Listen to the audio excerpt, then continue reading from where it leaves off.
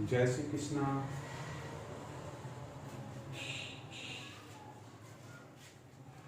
आज हम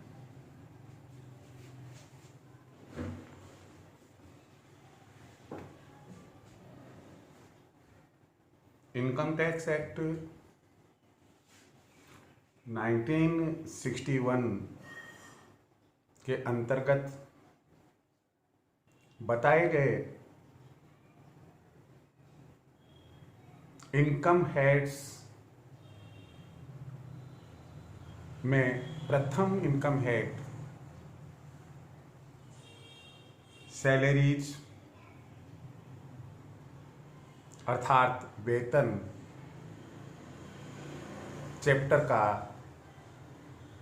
अध्ययन प्रारंभ कर रहे हैं। आप जानते हैं कि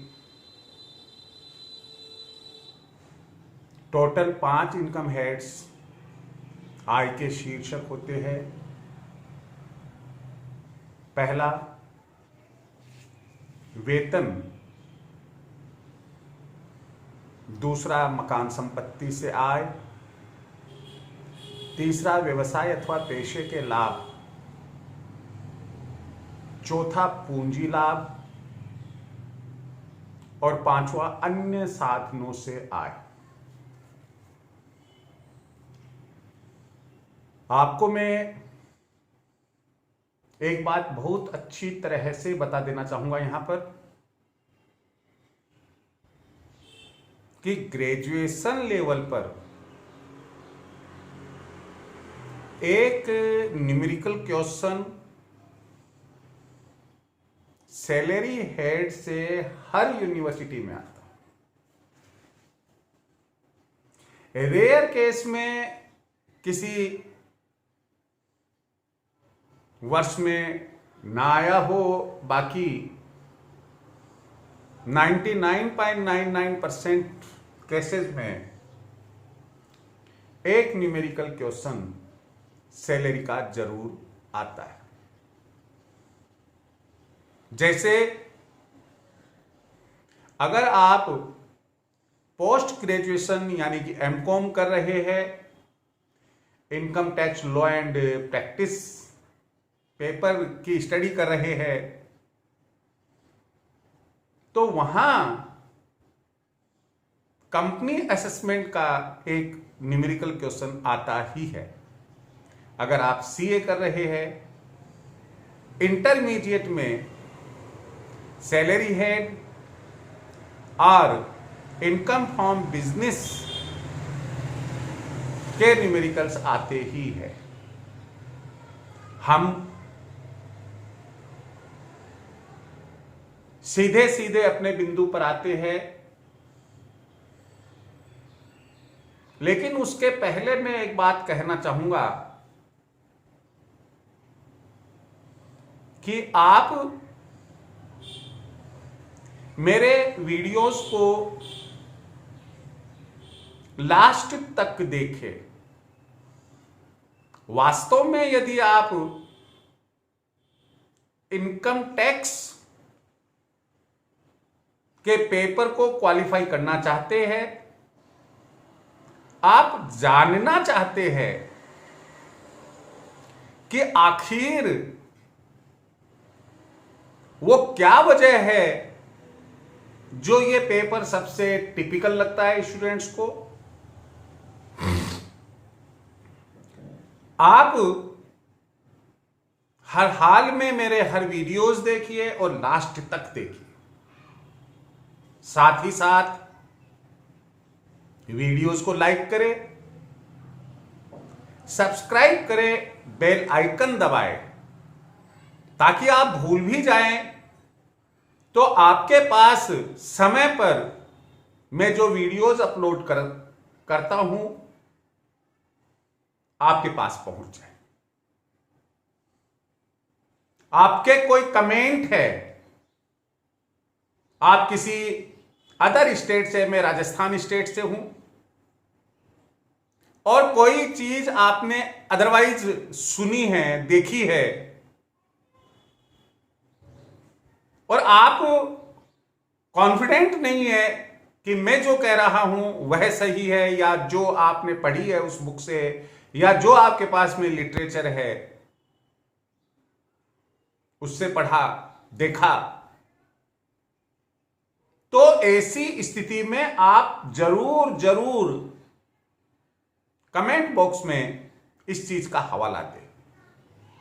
हम पूरी कोशिश करेंगे कि आपकी समस्या का निराकरण हो, समस्या का समाधान।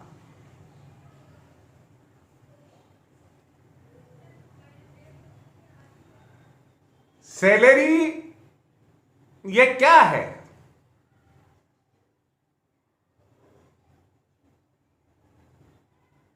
आप एक होटल या रेस्टोरेंट में गए, आपने वहां चाय पी, डिनर या लंच लिया,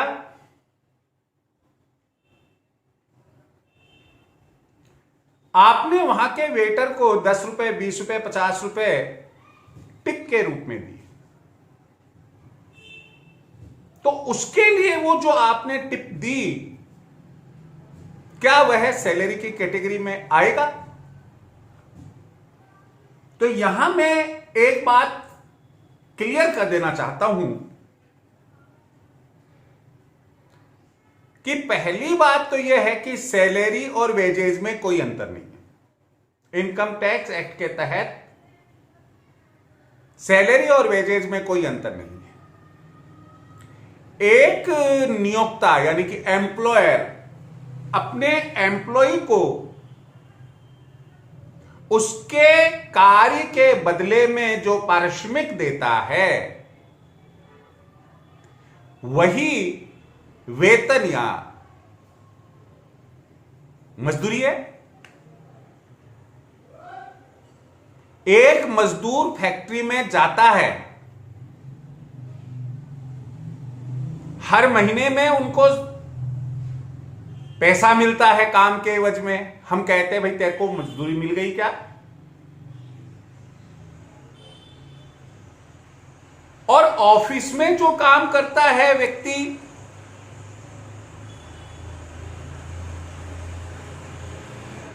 महीने के अंत में हम ये पूछते हैं क्या तुम्हें सैलरी मिल गई क्या?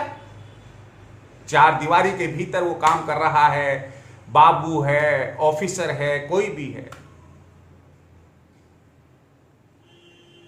तो वो जो मजदूरी है वो केवल मजदूर से मजदूरी बनी है।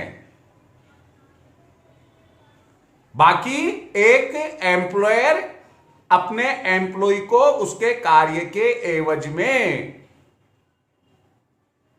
मेहनताना दे रहा है। तो यहां एक बात निश्चित हो गई है कि मजदूरी या वेतन तभी होगा जबकि एक व्यक्ति का दूसरे व्यक्ति से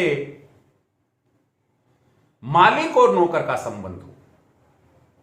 मालिक मतलब एम्प्लॉयर नियोक्ता, नौकर यानी कि एम्प्लॉय। तो हम पुनः रेस्टोरेंट या होटल के केस में चलते हैं।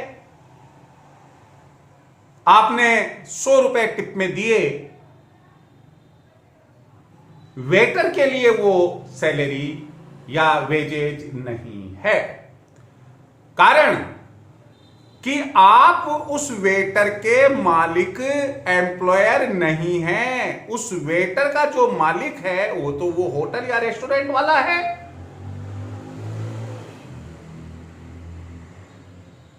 तो ऐसे केस में उसे जो टिप आप देंगे वह टैक्सेबल तो होगी अगर वो बताएगा, लेकिन सैलरी हेड में नहीं होगी, वेजेज हेड में नहीं होगी।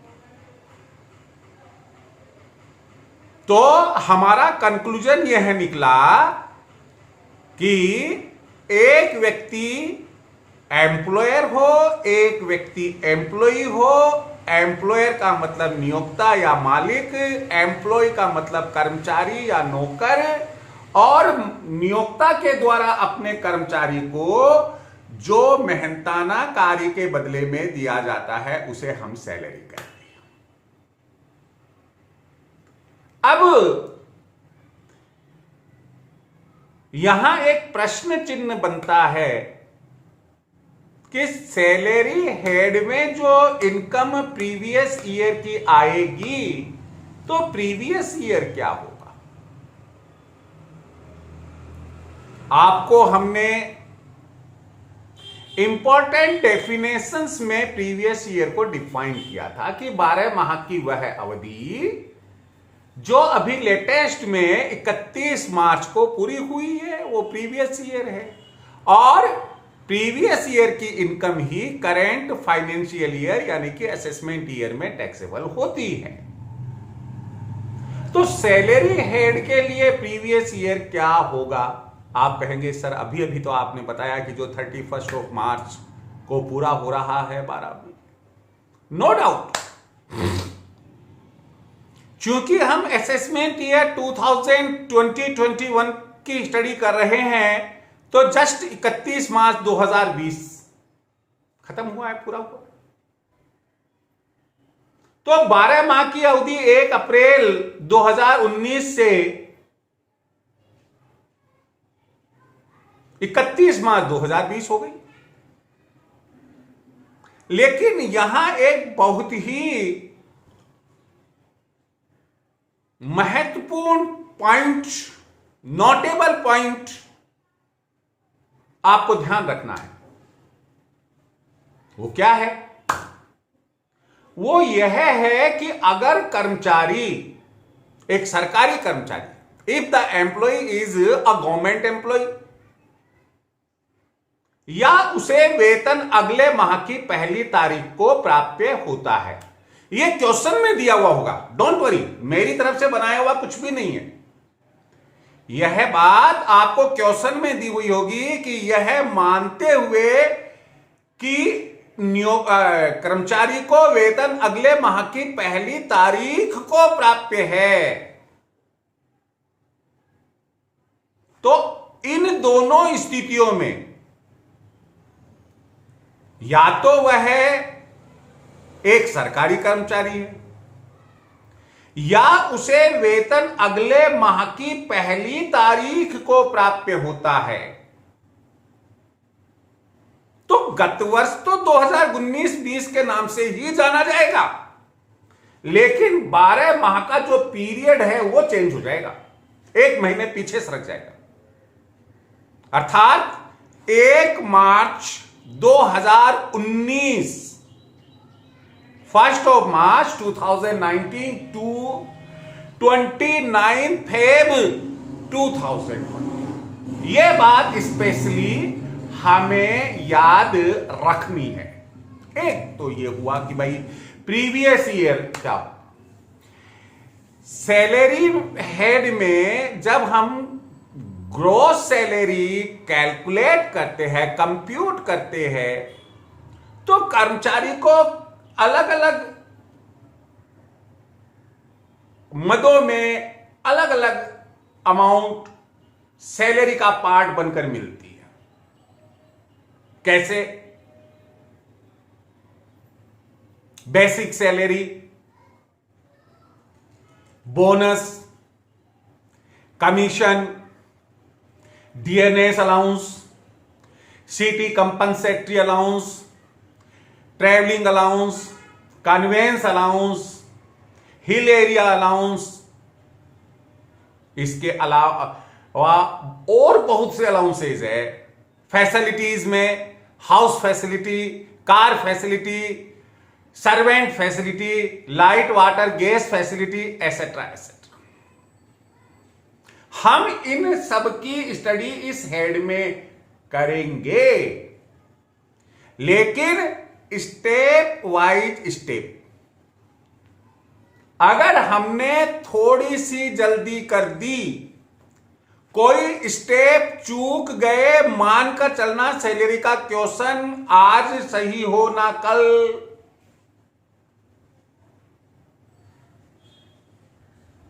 और इसमें थाउजेंड्स ऑफ प्रोविजन है। अब आप कहोगे साहब 1000 से ज्यादा प्रोविजन है तो फिर अब क्या करेंगे ना, कुछ भी नहीं करना, समझना है। अगर आप इसे रटने की कोशिश करेंगे इस पेपर को, इस जन्म में तो नहीं रट सकते, समझकर याद रख सकते हैं, समझकर याद रख सकते हैं। तो हम उसी सीक्वेंस में, जिस सीक्वेंस में न्यूमेरिकल क्वेश्चन आप करेंगे, gross salary and taxable salary compute करेंगे, उसी सीक्वेंस में सबसे पहला पॉइंट हम लेते हैं बेसिक सैलरी, मूल वेतन। वह वेतन जिसमें कोई बोनस, कमीशन, भत्ते, सुविधाएं नहीं शामिल हो, कोरा वेतन हो, उसे हम बेसिक सैलरी कहते हैं। यह सैलरी दो प्रकार से मिलती है, एक फिक्स्ड सैलरी, स्थायी या स्थिर वेतन। आपके घरों पर डोमेस्टिक सर्वेंट्स है, कोई 5000 रुपए महीने पर रख रखा आपने, कोई 6000 पर, कोई 10,000 रुपए महीने के ऊपर। आप के सर्वेंट से यह पूछा जाए कि अगली साल सैलरी क्या होगी, तो वो कहेगा कि साहब मालिक जैसा चाहेगा, कोई रूल्स रेगुलेशंस नहीं बने हुए। जब तक आप चाहेंगे 5000 वाले को 5000 ही दे देंगे, और जब ज्यादा वो कुछ कहता है आपके समझ में आ जाती तो ठीक है, नहीं आप कह देते ये जा भाई अपने तो पोसाता नहीं है, आप ऐसा करो कल से मत आना। तो ऐसी सैलरी जिसमें कोई एनुअल इंक्रीमेंट का हवाला ना हो, वार्षिक वृद्धि का हवाला नहीं हो, हम ऐसी सैलरी को कहते हैं स्थायी वेतन, स्थिर वेतन, फिक्स्ड सैलरी।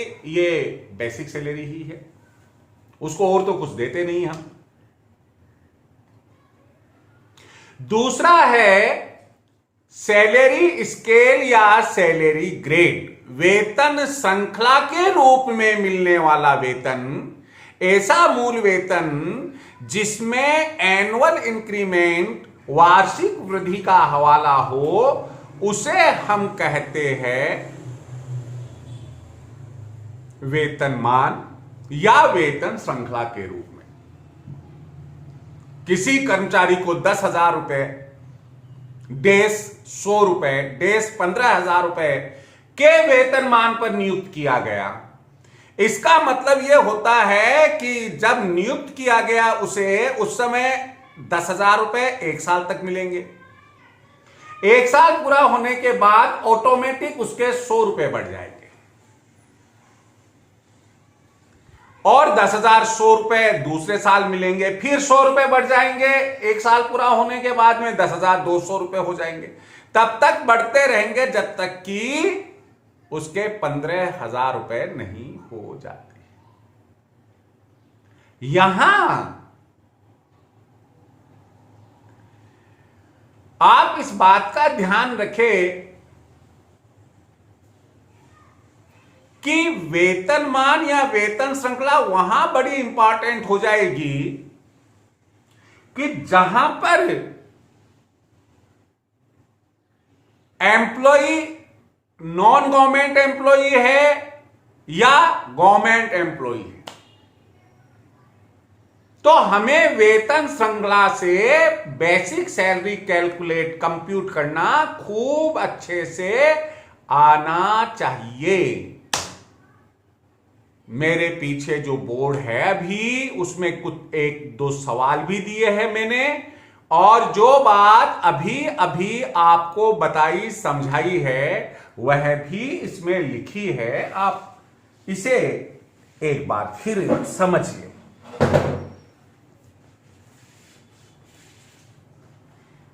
सैलरी वेतन प्रीवियस ईयर 2019-20, 1 अप्रैल 2019 टू 31 मार्च 2020।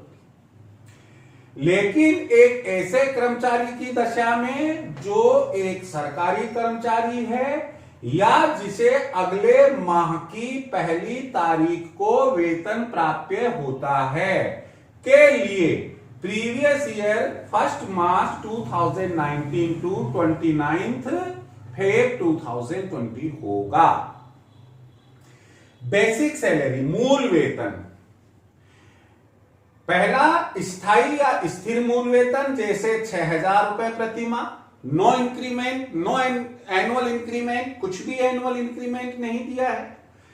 या दूसरा वेतन श्रृंखला या इसे वेतन मान भी कहते हैं, सैलरी ग्रेड, सैलरी स्केल के रूप में, जैसे 10,000 डेज, 2,000 डेज, 20,000। इसका मतलब है कि जब अपॉइंटमेंट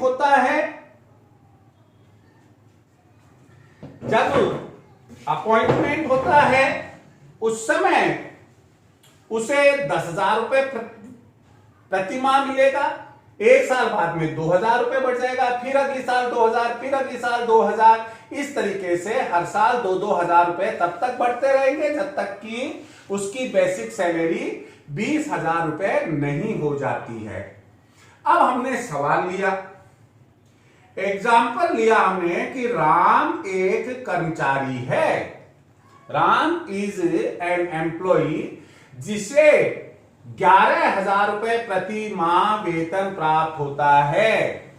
कर निर्धारण वर्ष 2020-21 के लिए उसका कुल वेतन ज्ञात कीजिए, कुल मूल वेतन ज्ञात कीजिए यदि वह, हमेशा ध्यान रखिए यहां पर या तो प्रीवियस ईयर या असेसमेंट ईयर, लेकिन हमें असेसमेंट ईयर के लिए ही कैलकुलेट करना होता है कि हम असेसमेंट ईयर में क्या मूल वेतन लेंगे। टैक्सेबल सैलरी भी असेसमेंट ईयर के लिए, ग्रॉस सैलरी भी असेसमेंट ईयर के लिए। पहला निजी संस्था में कर्मचारी है, दूसरा एक सरकारी संस्था में कर्मचारी है। तो हमने क्या किया यहां सॉल्यूशन में, computation of total basic salary of mister Ram for the assessment year 2020-21। मैं आपको एक सलाह दूंगा कि ये वाली लाइन आप कंठस्थ कर ले और हर सवाल में लिखे। क्यों? क्योंकि यहीं से एग्जामिनर जब आपकी कॉपी असेस करता है तो मार्क्स देना शुरू कर देता है। हमने यहां अमाउंट के 2 कॉलम बनाए, पहला case 1 in rupees, case 2 in rupees. Basic salary rupees 11,000 into 12, 1,32,000, 1,32,000। अब आप कहेंगे कि सर यहां पर अगर वो निजी संस्था का है तो फर्क क्या पड़ेगा, ये 12 महीने, चाहे यहां 1 अप्रैल से 31 मार्च 2020 हो और चाहे 12 महीने 1 मार्च 2019 से 29 फरवरी 2020 हो, कुल मिलाकर 12 महीने का 11,000 रुपए के हिसाब से वेतन लेना है, इसलिए यहां इसका कोई भी अंतर नहीं पड़ेगा। हां, अब यहां आगे जाकर हमने देखा, नेक्स्ट एग्जांपल हमने लिया कि मोहन एक संस्था में मैनेजर के पद पर 20,000 रुपए डेस 100 रुपए डेस 30,000 रुपए, यहां 100 रुपए की जगह हम इसको 500 रुपए कर देते हैं। 20,000 डेस 500 डेस 30,000 रुपए के वेतन पर 1 जून 2015 से कार्यरत है। कर निर्धारण वर्ष 2020-21 के लिए उनका कुल मूल वेतन क्या होगा यदि वह एक निजी संस्था में कार्यरत है या एक ऐसी संस्था में कार्यरत है जहां उन्हें वेतन अगले माह की प्रथम तिथि को प्राप्य है, ये 2 बार लिखने में आ गया वेतन। ये कठ एक ऐसी संस्था में कार्यरत है जहां उन्हें वेतन अगले माह की प्रथम तिथि को प्राप्य है। मैं आपसे एक बात कहूंगा कि आप इस क्वेश्चन को रफ करके देखिएगा। मैं अगले वीडियो में यही क्वेश्चन पहले यहीं से शुरू करूंगा और उसके आगे हम बाद में ही बढ़ेंगे, और उस दरमियान जब मैं इसे बताऊंगा तो आपको यह मालूम हो जाएगा कि आपको क्या चीज समझ में आई, क्या नहीं आई, basic salary point of view से और previous year point of view से। क्यों कि अधिकांश स्टूडेंट्स का यह सवाल, यह छोटा सा सवाल है, लेकिन यह भी सही नहीं होगा। हम अगले वीडियो में क्या पढ़ेंगे वो मैं बता दूं। एक तो ये जो अभी सवाल आपको होम असाइनमेंट में दिया है, एक तो हम इसे सॉल्व करके बताएंगे, हम बताएंगे, आप चेक करेंगे इसे। दूसरी बात है बोनस कमीशन, लिख लीजिए आप, बोनस कमीशन ये पढ़ेंगे। उसके बाद में अलाउंसेस पढ़ेंगे, भत्ते। भत्ते ये एक मेजर पार्ट सैलरी का होता है। जब आप पढ़ेंगे तब आपको जानकारी इसकी होगी। यहां हम इतना ही आज इस लेक्चर को रखते हैं। फिर आपको मैं एक बात याद दिला ही देता हूं कि आप मेरे वीडियो को लास्ट तक देखें, लाइक करें, सब्सक्राइब करें, शेयर करें और अपने कमेंट दें। हां, आपके पास में जो बुक है, मैं समझकर चलता हूं कि अधिकांश स्टूडेंट्स ने अभी तक मार्केट से बुक नहीं ली होगी। मार्केट में नई बुक आ गई है और इस पेपर की, इस सब्जेक्ट की बुक तो आपको नई ही लेनी पड़ेगी। और इसकी पहचान यह है कि उसमें हर सवाल में ऊपर असेसमेंट ईयर 2020-21 लिखा हुआ मिलेगा। आप पुरानी किताब से नहीं पढ़ेंगे, इसलिए एज सुन एज पॉसिबल, जितना जल्दी हो सके आप नई पुस्तक क्रय करें। मैं जो अलग अलग प्रकार के न्यूमेरिकल्स है उन्हें यहां नोट डाउन करके बताऊंगा, लेकिन फिर भी आपके पास में एक बेसिक बुक का होना जरूरी है। इसलिए आप एक पुस्तक जरूर खरीदें। इस स्क्रीन को जरूर अच्छे से देखें। व्हाइट बोर्ड पर जो मैंने दिया हुआ है उसे अभी अच्छे से देख लीजिएगा। Best of luck.